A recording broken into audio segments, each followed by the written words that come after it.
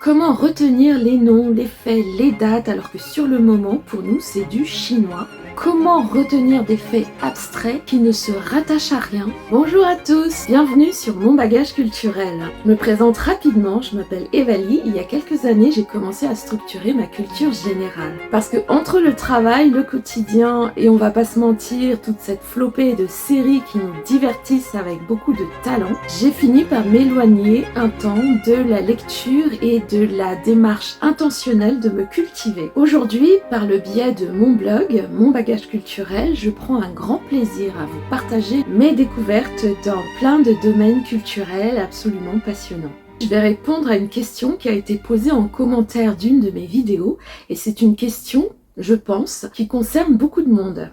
Comment retenir les noms, les faits, les dates alors que sur le moment, pour nous, ce sont juste au final des sons et des signes qui passent, qui ne laissent aucune trace dans la mémoire. Parce que oui, c'est vrai, il est facile de retenir les choses qu'on comprend en profondeur. Quand on voit à quoi une information sert, à quels éléments ça se rattache, et surtout quand ça nous concerne personnellement. En gros, quand on a un intérêt plus ou moins vital à retenir les informations. Un exemple tout bête, il fut un temps où on avait en tête une dizaine de numéros de téléphone, alors que à cette époque-là, pas plus qu'aujourd'hui, on ne retenait pas forcément les dates historiques. Et donc, pour revenir sur la question de l'internaute, j'ai moi aussi eu du mal à retenir certaines informations abstraites. Alors, y a-t-il un secret pour remédier à cela?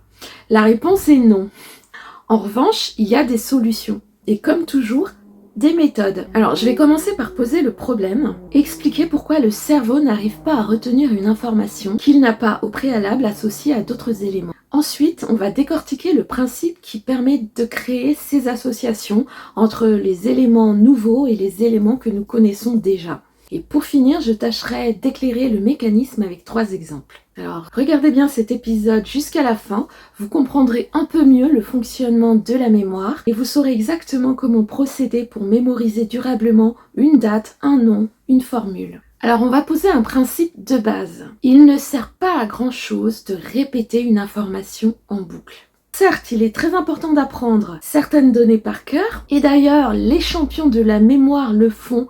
Mais apprendre par cœur ne signifie pas ressasser indéfiniment les mêmes informations jusqu'à ce que ça rentre. Que font les champions de la mémoire? Ils utilisent des techniques précises qui s'apprennent. On les appelle les moyens mnémotechniques. Si ce sujet vous intéresse, dites-le en commentaire et je me ferai une joie de faire une vidéo dédiée. Dans cette vidéo, nous allons voir les techniques qui changent quelque chose pour vous immédiatement. Alors comment la mémoire fonctionne-t-elle? C'est très simple. Elle fonctionne comme un réseau et absolument pas comme un espace de stockage où chaque élément serait rangé proprement dans des boîtes séparées. C'est pour cette raison qu'on retrouve facilement les éléments qu'on a au préalable connectés à d'autres. Bref, le cerveau a besoin de se créer des points d'appui. Une information isolée, même parfaitement comprise sur le moment, se présente comme une tasse sans poignée. On n'arrive pas à la retenir, elle se dérobe à la remémoration. Et c'est pour ça qu'on peut avoir une compréhension très nette dans l'instant, et pour autant, on perd l'information quelques jours plus tard. L'information est là, quelque part, mais comme elle est isolée, elle est inaccessible. Alors, je vous sors pas ça de mon chapeau, c'est un fonctionnement documenté. Deux psychologues cognitifs, Fergus Craik et Robert Lockhart, l'ont dit bien avant moi, le cerveau garde bien mieux des données qu'il a su relier à d'autres données. En d'autres termes, lire des informations, même plusieurs fois, ne suffit pas à les retenir. C'est un traitement superficiel qui débouche forcément sur l'oubli. Et vous avez probablement déjà entendu parler de la courbe de l'oubli, popularisée par Hermann Ebbinghaus, un psychologue allemand du 19e siècle. Il a passé des années à mémoriser des listes pour mesurer la vitesse à laquelle le cerveau oublie. Résultat de ces recherches, une information qu'on ne retravaille pas se perd en quelques jours. Mais attention, il y a travail et travail. Si on a pu retenir les numéros de téléphone de notre famille, de nos amis, de nos collègues, c'est parce qu'on s'en servait tous les jours, plusieurs fois par jour parfois. Or, ce qui est difficile pour nous aujourd'hui, c'est de retenir des données brutes, des chiffres, des noms, des formules, des concepts qui ne nous servent pas au quotidien, mais qu'on aimerait pouvoir ressortir au bon moment. En quelle année Louis XIV est-il décédé? Dans quel département se trouve Montpellier? Comment s'appellent les deux brins de l'ADN? Je propose aujourd'hui de voir 3 façons efficaces de fixer ce genre d'informations abstraites. La première façon, c'est de trouver un point commun entre 2 ou plusieurs informations. La deuxième, c'est au contraire de différencier des informations qui se ressemblent un peu trop. Et la troisième, c'est de rendre un symbole ou un mot inconnu un peu plus concret pour nous, plus vivant. Donc premièrement, trouver un point commun entre 2 informations. Quand 2 données partagent quelque chose, le cerveau n'a pas besoin de les retenir séparément. Il retient l'un et l'autre suit naturellement parce que le point commun fait le lien entre les deux.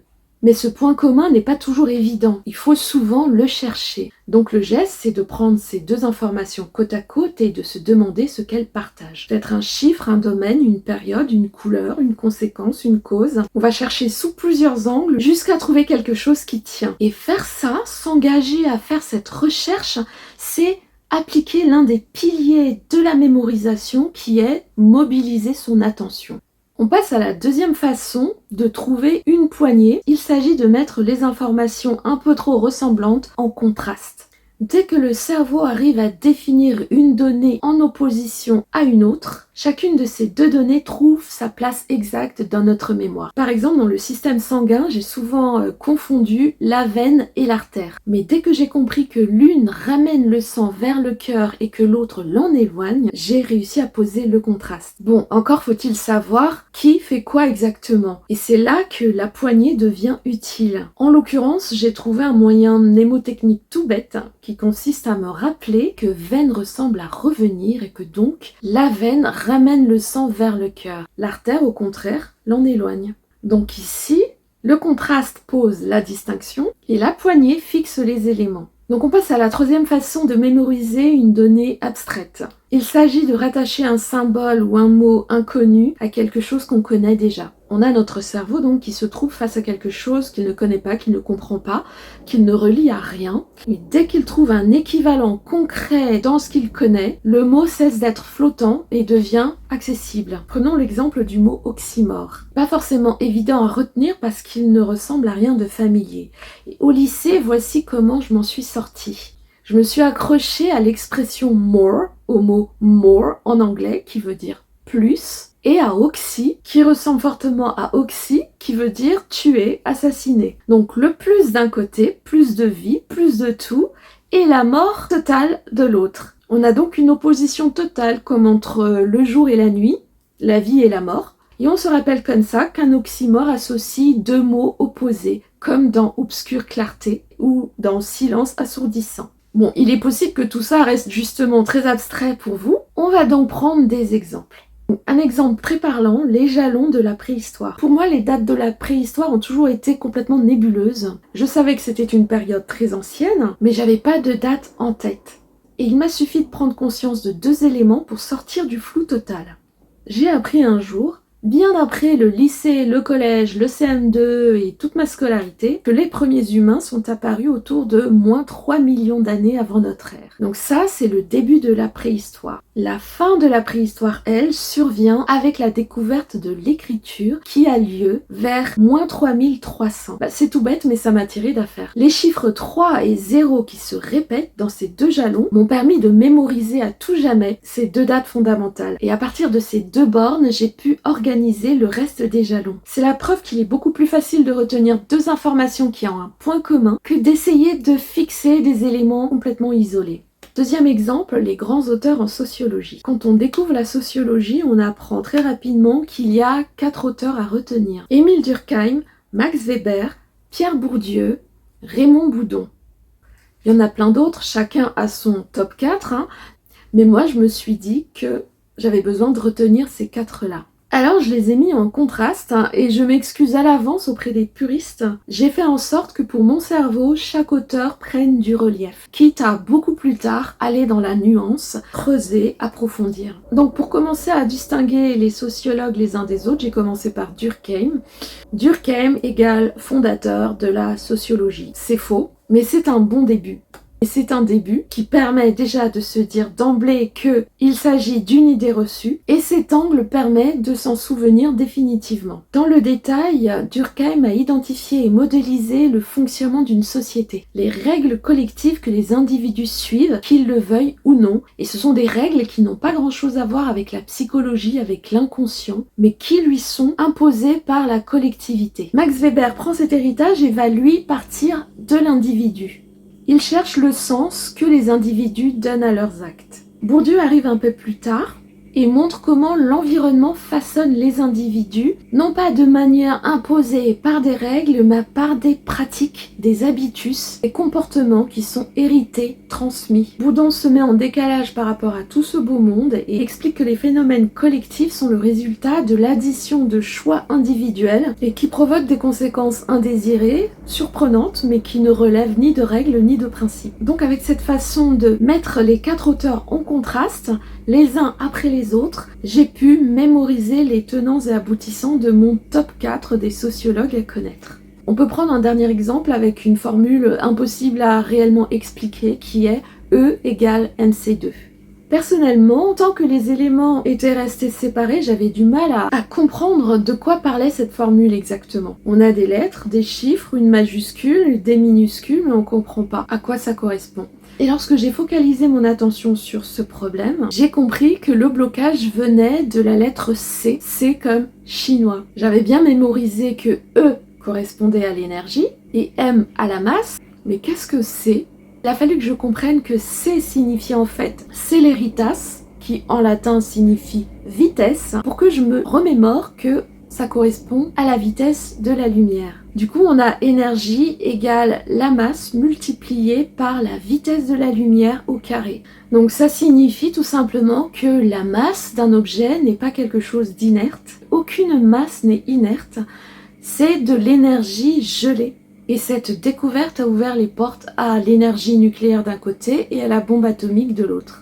Quand on est au clair avec la signification concrète de chaque élément d'une formule ou d'un principe, eh bien la formule n'a plus rien d'abscon. C'est toute la magie de trouver la bonne poignée concrète pour ouvrir la porte du concept. Alors il reste un élément très important qui a été évoqué par la personne qui a posé la question que je traite aujourd'hui, c'est le rôle des images mentales et du sentiment dans la mémorisation. Le sentiment joue un rôle décisif et fait en sorte qu'une information n'a plus rien d'anecdotique. Elle arrive à nous concerner, à nous toucher, à nous frapper. Prenons un exemple encore une fois et essayons de mémoriser les principales civilisations précolombiennes. Donc on a les Incas, les Aztèques, les Mayas et je sais pas vous mais moi personnellement j'ai longtemps tout mélangé. En lisant Wikipédia ou des articles, j'ai longtemps eu un mal fou à me souvenir de qui était qui faisait quoi. Ce sont 3 civilisations a priori similaires qui se sont toutes éteintes au XVIe siècle, détruites par la conquête espagnole. Eh bien, il y a une méthode pour les distinguer, c'est de trouver pour chacune un fait qui marque l'esprit. Un détail qui provoque une réaction, qui impressionne, qui fait qu'on se souvient très clairement de chaque civilisation. Donc en faisant ce travail de vulgarisation pour moi-même, qui encore une fois risque de faire hurler les puristes,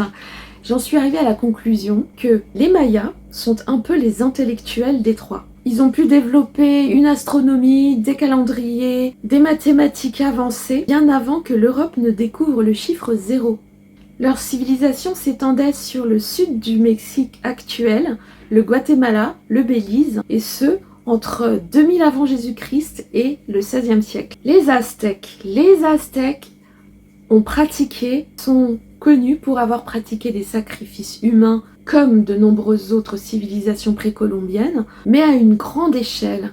Et ils ont aussi la particularité d'avoir été écrasés par les Espagnols en 2 ans seulement. Donc ce sont 2 faits qui frappent. Installés dans le Mexique central entre le XIVe et le XVIe siècle, ils avaient créé le dernier grand empire précolombien, avec un pouvoir politique centralisé et une vie religieuse intense qui consistait à sacrifier des milliers de personnes chaque année, et ils le faisaient pour nourrir les dieux. Et les Incas maintenant.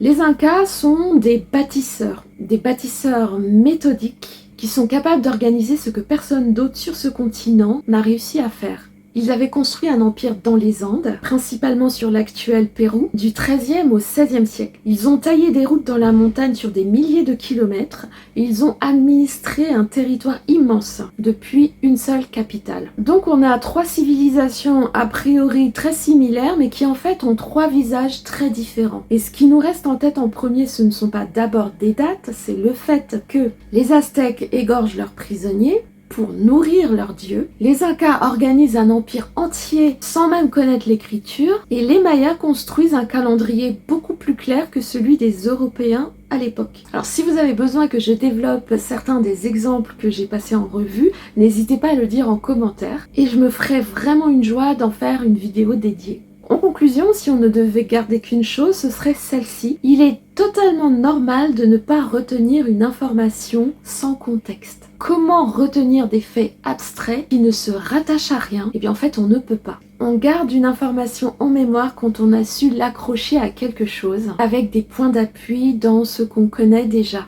Et c'est ce qui se passe quand on apprend quelque chose par cœur, on va l'associer à une mélodie, à des couleurs ou à des rapprochements parfois complètement absurdes mais qui nous rendent bien service. Voilà pour aujourd'hui. Si vous aussi vous avez une question sur la culture générale et ou sur les moyens de la développer facilement, n'hésitez pas à la poser en commentaire. Si ce contenu vous a été utile, partagez-le, appuyez sur le petit pouce en l'air et surtout n'oubliez pas de vous abonner, d'activer la petite cloche pour ne pas rater les prochaines vidéos. Voilà, c'était Evalie de Mon Bagage Culturel, je vous dis à très bientôt. Et prenez bien conscience d'une chose, votre désir d'apprendre peut changer le monde. Ciao!